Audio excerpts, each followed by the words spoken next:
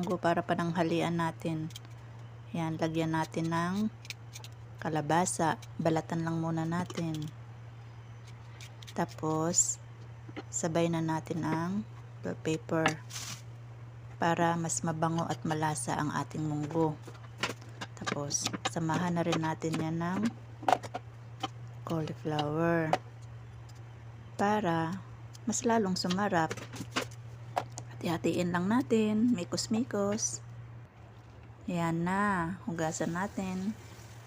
Babad natin sa tubig with matching salt. Hiwa muna tayo ng sibuyas. Pero ang pagluto ko ng munggo mga kamari, hindi ko siya igigisa. Gusto ko walang mantika. Umiiwas muna ako sa mantika. Ayan, lagay na natin yung sibuyas.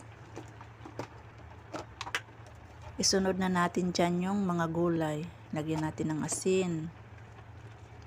Asin lang ang pampalasa ko kasi ayaw ko ng maraming mga seasoning. Iwas muna ako, mahirap na. Yan yung gulay natin.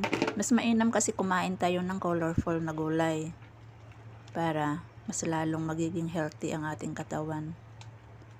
Mikos-mikos lang. Yan. Tapos, ang ilalagay nating sahog is tuyong dilis. Tuyong dilis to ni Irene. Yan. Kuha lang ako ng konti. Ayoko rin ng marami. Kasi sagabal pag kinakain. Yan. Hugasan lang natin ng maigi kasi syempre hindi natin alam kung saan yan binilad. Yan. Tapos na. Ilagay na rin natin dyan. Yan. Ang sarap. Yan. Tapos na natin natimpla na yan na ang ating munggo.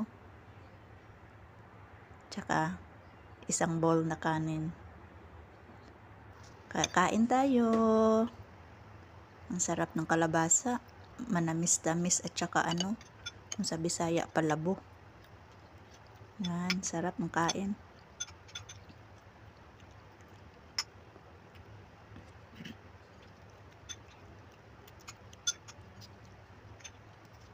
Ang bilis ko kumain, no? Ayan, napasarap talaga ang aking kain dyan. Kasi paborito ko kasi ang gulay. Hindi ako pala kain ng karne. Ayan, kain-kain. O, diba? Ang sarap ng kain ko.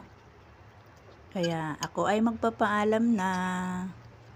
Tapos na rin ako kumain. Bye-bye!